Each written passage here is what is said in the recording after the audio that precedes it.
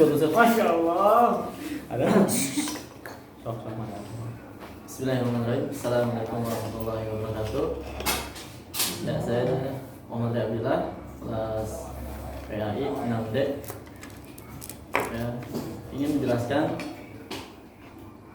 bagaimana bertemakan konsep pendidikan menurut Imam Al-Ghazali. Nah, yang pertama yaitu hakikat ilmu, yang mana hakikat ilmu adalah memahami tentang taat dan ibadah kepada Allah, maka orang tersebut telah menangkap maknanya ilmu, ya. Sudah mempunyai kuncinya ilmu. Pendekatan diri kepada Allah merupakan tujuan pendidikan, ya. Orang dapat mendekatkan diri kepada Allah hanya setelah memperoleh ilmu pengetahuan. Ilmu pengetahuan itu, ya, ilmu pengetahuan itu sendiri tidak akan dapat diperoleh, ya, tidak akan dapat diperoleh manusia kecuali melalui pengajaran, ya. Itu tujuan pendidikan jangka panjang ialah pendekatan diri kepada Allah. Pendidikan dalam prosesnya harus mengarahkan manusia menuju pengenalan dan kemudian pendekatan diri kepada Allah Subhanahu wa taala. Tujuan jangka pendek ialah diraihnya profesi manusia sesuai dengan bakat dan kemampuannya. Adapun pendidikan sebagai faktor utama pembentukan integritas manusia. Nah, yang mana pendidikan sangat berperan, ya, dalam membentuk baik atau buruknya integritas. Ya, integritas apa? Integritas manusia menurut ukuran normatif. Aspek-aspek pendidikan yang dapat membangun integritas manusia menurut Al-Ghazali tersebut adalah yang pertama, salah satunya aspek pendidikan keimanan, yang mana menyarankan, ya, Imam Al-Ghazali menyarankan agar mendidik dan meningkatkan keimanan, ya, meningkatkan keimanan seseorang dengan cara yang halus dan lemah lembut, bukan dengan cara paksaan ataupun debat. Begitupun selanjutnya yaitu aspek pendidikan akhlak. Nah, yang mana akhlak mempunyai, ya, merupakan suatu bidang ilmu pengetahuan yang paling banyak mendapatkan perhatian, pengkajian dan penelitian oleh Imam Ghazali tersebut. Hal itu dikarenakan berkaitan erat dengan perilaku manusia. Dan selanjutnya yaitu ada aspek pendidikan akidah, yang mana menurut Imam Al-Ghazali akal adalah, ya, aspek pendidikan akliyah maksud saya, yang mana sebagai sumber ilmu pengetahuan tempat terbit dan sendi-sendinya ilmu pengetahuan itu berlaku, ya, dari akal sebagaimana berlakunya, ya, buah-buahan dari pohon, sinar dari matahari dan penglihatan dari mata.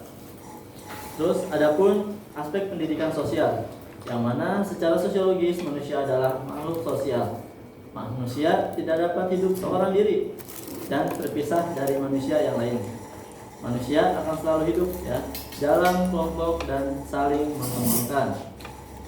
Begitupun ada selanjutnya yaitu aspek pendidikan jasmania, yang mana merupakan salah satu dasar pokok untuk mendapatkan kemajuan dan kebahagiaan dalam kehidupan manusia. Karena akal dan jiwa sehat terdapat pada jasmani yang sehat pula. Tujuan dari pendidikan jasmani adalah untuk mengadakan keselarasan antara jiwa dan raga, antara jasmani dan rohani, sehingga bukan semata-mata hanya untuk kesehatan jasmaninya. Nah, begitupun di sini ada selanjutnya yaitu metode pendidikan integritas berbasis pemikiran Al-Imam Ghazali dapat diterapkan pada pribadi manusia. Nah, yang mana metode pendidikan integritas berbasis pemikiran, ya, Imam Al-Ghazali dapat diterapkan pada pribadi manusia. Nah, ya, yang pertama yaitu ada metode teladan, yang mana dalam Al-Quran kita, ya, dalam Al-Quran kata teladan diproyeksikan dengan kata uswah, yang kemudian diberi sifat di belakangnya seperti sifat hasanah, yang artinya teladan yang baik. Begitupun ada metode kisah-kisah.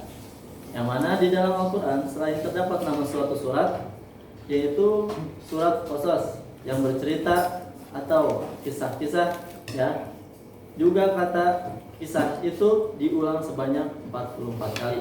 Metode pendidikan ternyata mempunyai daya tarik yang menyentuh perasaan. Begitupun ada metode nasihat, yang mana Al-Quranul Karim, ya, menggunakan kalimat-kalimat yang menyentuh hati untuk mengarahkan manusia kepada ide yang dikehendakinya. Inilah yang kemudian dikenal dengan nasihat. Tetapi nasihat yang disampaikan ini selalu disertai dengan panutan atau teladan dari si pemberi atau penyampaian nasihat itu. Terus adapun metode pembiasaan, yang mana cara lain yang digunakan Al-Quran dalam memberikan materi pendidikan adalah melalui kebiasaan yang dilakukan secara bertahap. Dalam hal ini termasuk merubah-rubah hal yang negatif. Kebiasaan yang ditempatkan oleh manusia sebagai sesuatu yang istimewa, ya. Ini menghemat banyak sekali kekuatan manusia karena sudah menjadi kebiasaan yang sudah melekat dan spontan, agar kekuatan itu dapat dipergunakan untuk kegiatan-kegiatan dalam berbagai bidang, ya, seperti pekerjaan, produksi, dan kreativitas lainnya.